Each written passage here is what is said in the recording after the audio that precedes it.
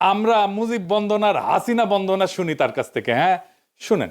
গালি জলদি কইরা যায় তোরা আয় আয় রে আমার শেখ হাসিনার নায় তোরা আয় আয় রে আমার শুভ এমপির নায় তোরা আয় ওই ইতিহাসের রাখাল রাজা ইতিহাসের রাখাল রাজা বঙ্গবন্ধু এই আবুল হোসেন তো ধান্দাবাজ।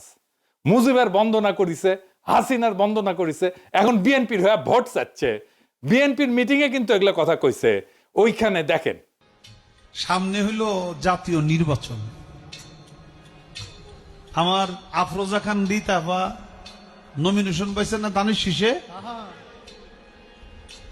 সামনে ধানের শীষ প্রতীকে আফরোজা খান রিতাফার জন্য আমি আপনাদের কাছে দোয়া চাই, ভোট ভিক্ষা চাই। দেখেছেন? এবার এডিটর সাহেব এনা শুনে দেন মুজিব বন্দনা। মানে সব আওয়ামী লীগ এখন বিএনপি হয়ে গেছে। গালি জলদি কইরা যায় তোরা আয় আয় রে আমার শেখ হাসিনার নায় তোরা আয় আয় রে আমার শুভ এমপির নায় তোরা আয় ওই ইতিহাসের রাখাল রাজা। তো এই যে বিএনপির প্রোগ্রামে যায় যে সমস্ত কথাবার্তা কইছে, বিএনপির একটা লোক উঠে যায়, তাকে ঠেকাইলো না কেন?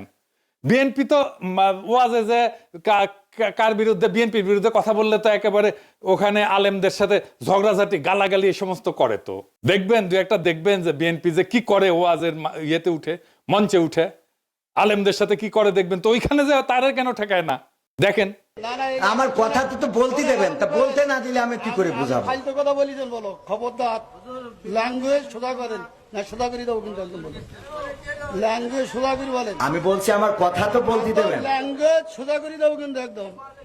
বিয়াদব লোক কম নাগাদ ভগর ভগর করতে আমি খাবার দেবো, একটা চোখ বাস্ত করে দেবো কিন্তু একদম।